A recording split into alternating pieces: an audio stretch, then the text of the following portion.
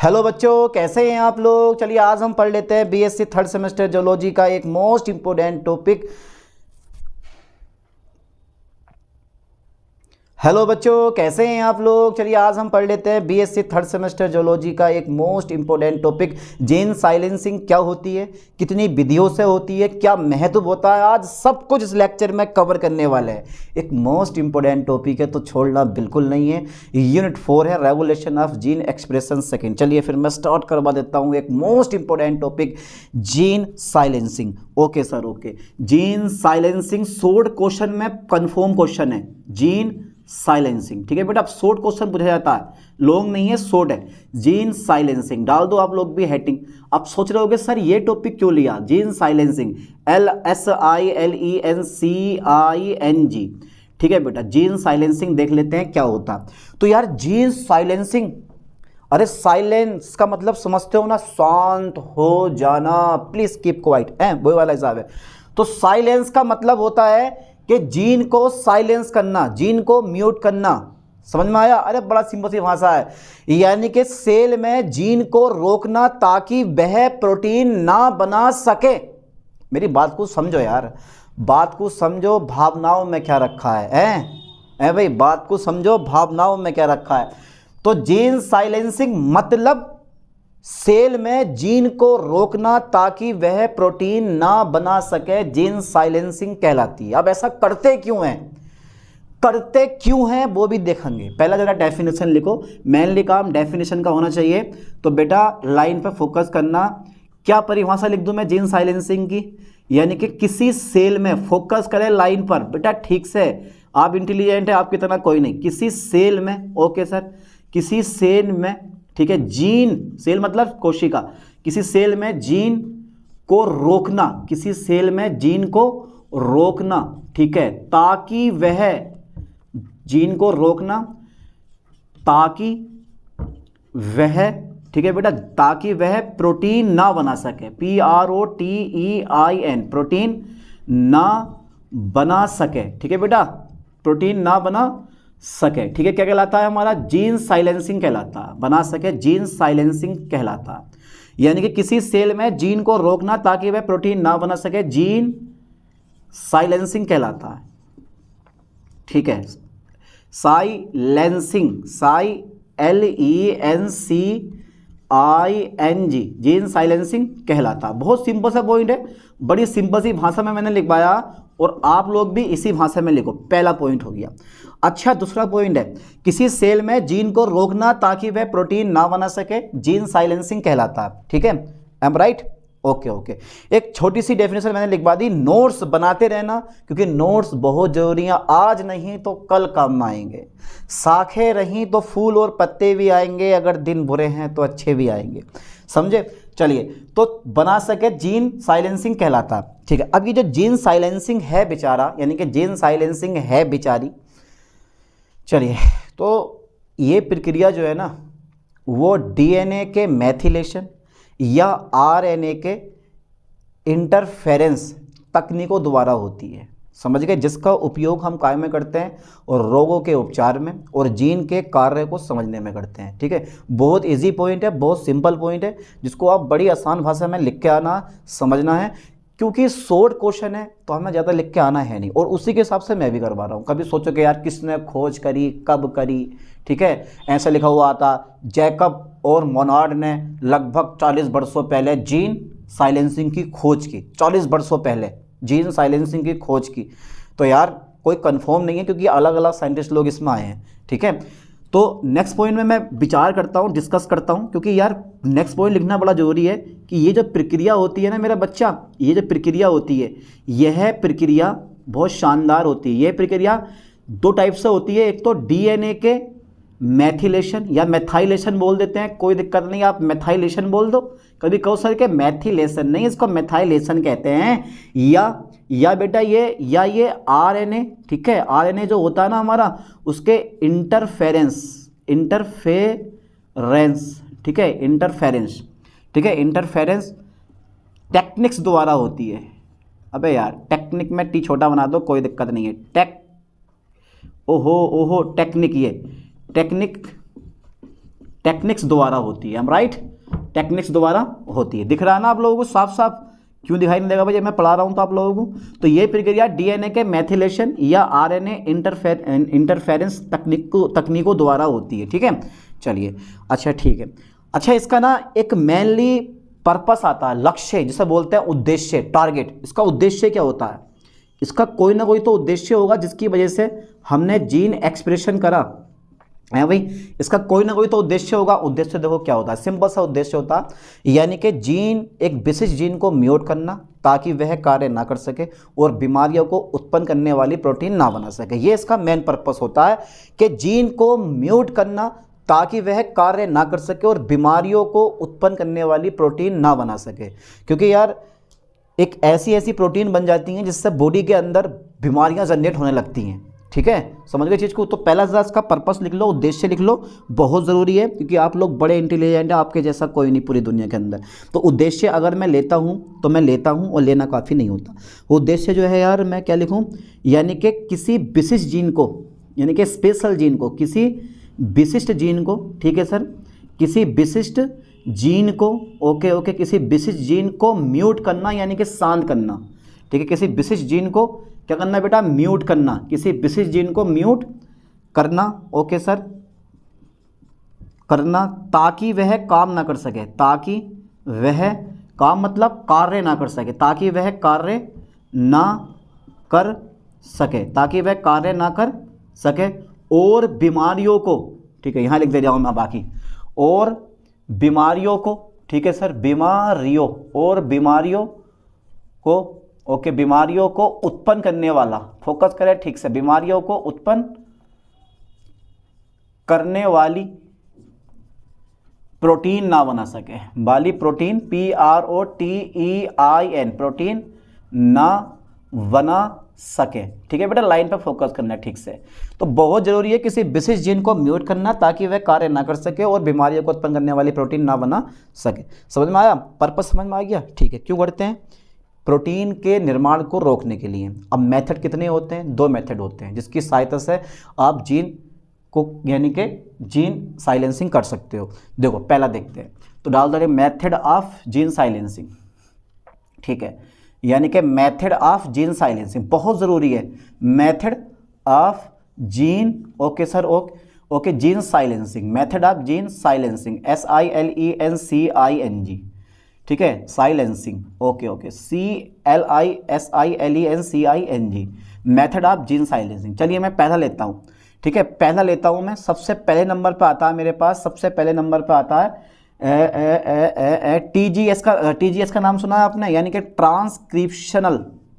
ठीक है बेटा, लाइन पे ध्यान देना, trans, okay sir, okay, criptional, okay, transcriptional gene silencing, gene silencing, SILENCING, silencing, जिसको आप शॉर्ट में कहते हो ना, शॉर्ट में कहते हैं इसको TGS। इससे जल्दी याद हो जाएगा, इससे जल्दी याद हो जाएगा। यानी कि डीएनए के प्रोमोटर क्षेत्र जो होते हैं, डीएनए के प्रोमोटर क्षेत्र में मैथिल ग्रुप जो होता है वो जुड़ जाता है। अब ये जो आरएनए होता है वो जीन, आरएनए पॉलीमरेज जीन तक नहीं पहुंच पाता और एमआरएनए नहीं बन पाता। जब एमआरएनए नहीं बनेगा तो तुम्हें पता है कि एमआरएनए की ट्रांसलेशन क्रिया द्वारा प्रोटीन का निर्माण होता है। अगर आपने किसी मेथड से एमआरएनए को बनने से रोक दिया तो प्रोटीन का निर्माण कभी नहीं होने वाला। ठीक है, तो यही मेथड मैं लिखने वाला हूं कि डीएनए के लाइन पे फोकस करना ठीक से। डीएनए के प्रोमोटर जो होते हैं वो होते हैं, और सर जो होते हैं वो होते हैं डीएनए के प्रोमोटर। ठीक है, डीएनए के प्रोमोटर क्षेत्र में, ठीक है, मैथिल ग्रुप जो होते हैं ना, या डीएनए के प्रोमोटर क्षेत्र से लिख दे रहा हूं मैं, क्षेत्र से मैथिल ग्रुप। बेटा मैथिल ग्रुप जो होते हैं वो, यानी कि मिथाइल ग्रुप जो होते हैं, GROUP, मिथाइल ग्रुप क्या होते हैं, जुड़ जाते हैं, जुड़ जाते हैं। जिससे होता क्या है, जिससे जो हमारा ये है ना, जिससे जो डीएनए यानी कि आरएनए पॉलीमेरेज है, आरएनए पॉलीमेरेज जो होता है, आरएनए पॉलीमेरेज, ठीक है, जीन से नहीं जुड़ पाता, जीन से, जीन तक नहीं पहुंच पाता, जीन तक नहीं पहुंच पाता, नहीं पहुंच पाता है, जीन तक नहीं पहुंच पाता है, ठीक है। अतः mRNA का निर्माण नहीं होता, अतः M नहीं पहुंच पाता है। अरे यार लाइन तो गड़बड़ नहीं हो रही है, चेक करो जरा। डीएनए के प्रोमोटर क्षेत्र में मैथिल ग्रुप जुड़ जाते हैं जिससे आरएनए पॉलीमरेज जीन तक नहीं पहुंच पाता। और लिख दो चलो, और ठीक है, और mRNA का निर्माण नहीं होता, ठीक है। एनआरए का यानी कि mRNA का निर्माण नहीं होता है, एम राइट, नहीं होता। लो सर, ये पहला मेथड हो गया, टीजीएस नाम से याद कर लो। जीन साइलेंसिंग का पहला मेथड कौन सा है? टीजीएस। चलिए अब देखते हैं नेक्स्ट मेथड। पहले यहाँ तक का जल्दी फास्टली स्क्रीनशॉट ले लो, क्योंकि दूसरा मेथड मैं यहीं पे करवा दूंगा, बहुत ईजी है। जल्दी लो स्क्रीनशॉट ले लो। ले लिया, ठीक है, आगे बढ़ा दें, पक्का सोच लो एक बार और। अब कह रहे हो कि सर ये तो बड़े इजी टॉपिक है। बेटा टॉपिक इजी हैं जब पेपर में आम है ना रखो हुए और पढ़ा हुआ ना हो तो पता चलता है कि कितना डिफिकल्ट टॉपिक है, ठीक है। पेपर में जब ये टॉपिक रखा हुआ आएगा, ठीक है, तो पता चलता है इंसान को कि यार ये टॉपिक तो हमने पढ़ा ही नहीं था, इसलिए ऐसे ऐसे टॉपिक तैयार करके जाओ जो हर साल एग्जाम पेपर में आते हैं, हर साल एग्जाम पेपर में आते हैं। चलिए बाकी बाद में रेस कर देंगे, ठीक है। उसके बाद देखते हैं क्या होने वाला है आप, ठीक है। सेकंड नंबर बड़ा छोटा सा है, बहुत नन्ना मुन्ना बच्चों वाला। सेकंड नंबर जो है ना मेरा ये post post transcriptional,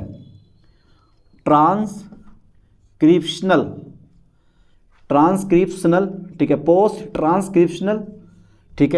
transcriptional, okay gene expression यानी कि जीन साइलेंसिंग, ठीक है, जीन साइलेंसिंग यहाँ आ जाएगा ये जीन साइलेंसिंग, ओके, SILENCING, इसको बोलते हैं बेटे पी, ठीक है, ठीक है, जीन साइलेंसिंग, PTGS।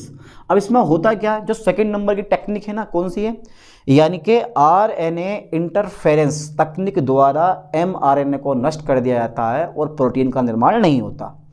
यानी कि मैंने क्या बोला, RNA इंटरफेरेंस तकनीक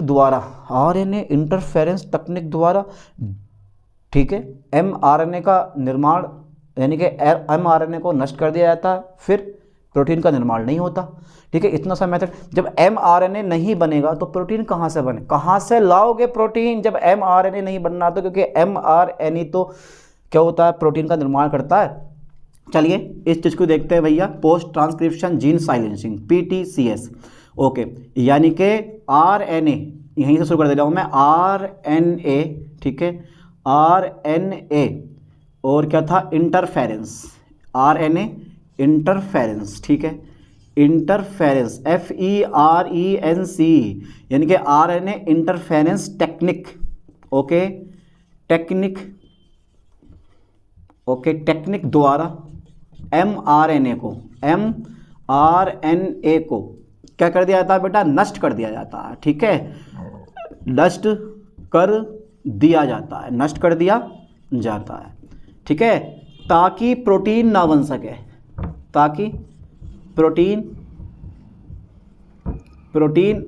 बन सके, यानी कि इंटरफेरेंस टेक्निक द्वारा mRNA को नष्ट कर दिया जाता है ताकि प्रोटीन का निर्माण ना हो सके, ठीक है बेटा, ये प्रोटीन का निर्माण ना हो सके।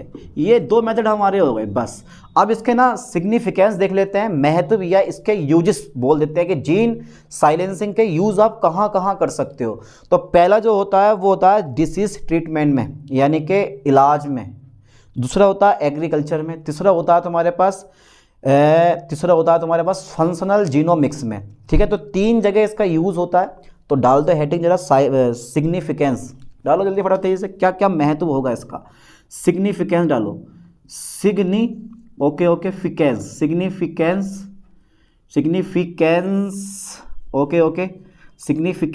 ऑफ जीन साइलेंसिंग, ठीक है बेटा, GS gene silencing, significance of gene silencing. तो बेटा सबसे पहला जो आता है ना, disease treatment, DISEASES, disease treatment, ठीक है, TREAT, ट्रीटमेंट, ठीक है। तो मैं शॉर्ट में लिख दूंगा रोगों के उपचार में। फोकस करो ठीक से बेटा, रोगों के उपचार में, ठीक है, रोगों के उपचार में, ठीक है, यानी कि जीन साइलेंसिंग का यूज़ किया जाता है, जीन साइलेंसिंग का उपयोग किया जाता है, जीन साइलेंसिंग का उपयोग किया जाता है किसके उपचार में? और रोगों के उपचार में। ठीक है, लाइन पे फोकस करना। रोगों के उपचार में जीन साइलेंसिंग का उपयोग किया जाता है, ये लाइन पे फोकस करना। रोगों के उपचार में जीन साइलेंसिंग का उपयोग किया जाता है। दूसरा पॉइंट हमारा ये आता है, एग्रीकल्चर में इसका यूज़ कैसे करोगे? देखो, आपने बीटा फसलें पढ़ी, बीटा बैगन पढ़ा, बीटा टमाटर पढ़ा, बीटा कपास पढ़ी, जिनकी पैदावार ज़्यादा होती है। ठीक है, तो कीट प्रतिरोधी फसलों के निर्माण में और उनकी पैदावार बढ़ाने में आप जीन साइलेंसिंग का उपयोग कर सकते हो। ठीक है, तो दूसरा नंबर जो है ना हमारा, सेकंड नंबर वो है, और है तो है।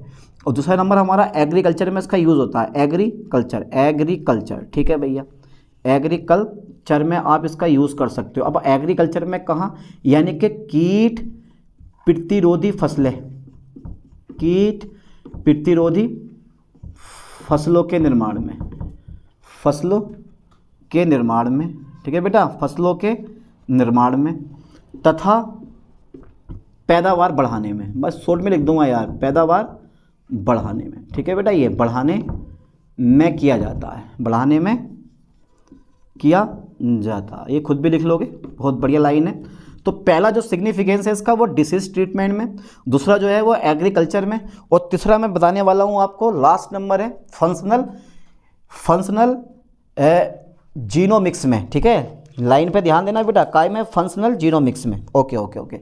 अब जीनोमिक्स मतलब फंक्शनल जीनोमिक्स क्या होता है? आप सोच रहे होगे सर जल्दी बताओ फंक्शनल जीनोमिक्स क्या होता है। बेटा ये बहुत बढ़िया चीज़ होती है, बड़ी शानदार चीज़ होती है, इसके जैसा कोई नहीं होता। चलिए देख लेते हैं बेटा ये क्या क्या चीज़ें होती हैं। एक नंबर और डाल दो, third last number, second last नहीं है ये बेटा, लास्ट है, बिल्कुल जिंदा लास्ट एकदम। चलो ओके, तो थर्ड नंबर जो है हमारा बहुत बढ़िया है, बहुत शानदार है, फंक्शनल, FUNCTIONAL, फंक्शनल जीनोमिक्स में। तो बेटा फंक्शनल जीनोमिक्स में इसका यूज़ क्या होता है कि जीन के कार्य को समझने के लिए, जीन के कार्य को समझने, यानी कि फंक्शनल जीनोमिक्स मतलब जीन के कार्य को समझना, फंक्शनल जीनोमिक्स कहलाता। पर मैं लिखूंगा नहीं, यानी कि डायरेक्टली मैं शॉर्ट लिख दूंगा कि यानी कि जीन के, okay okay okay okay, gene के कार्य को समझने के लिए, ठीक है, समझने के लिए ओके, जीन साइलेंसिंग का उपयोग किया जाता है, जीन साइलेंसिंग का उपयोग किया जाता है, उपयोग किया जाता है। ठीक है, okay okay sir, okay. Line पे ध्यान देना, जीन के कार्य को समझने के लिए जीन साइलेंसिंग का उपयोग किया जाता है। किसके? जीन के कार्यों को समझने के लिए जीन साइलेंसिंग का उपयोग किया जाता। तो कुल मिला के बात यह है कि एक शॉर्ट क्वेश्चन में मैंने काफ़ी लिखवा दिया, और आपको भी इतना अच्छे से लिख के आना है, हिंदी इंग्लिश मिक्स करके आना, ताकि ज़्यादा से ज़्यादा आपको नंबर मिल सके। चलिए मिलते हैं नेक्स्ट वीडियो में नेक्स्ट लेक्चर के साथ। थैंक्स।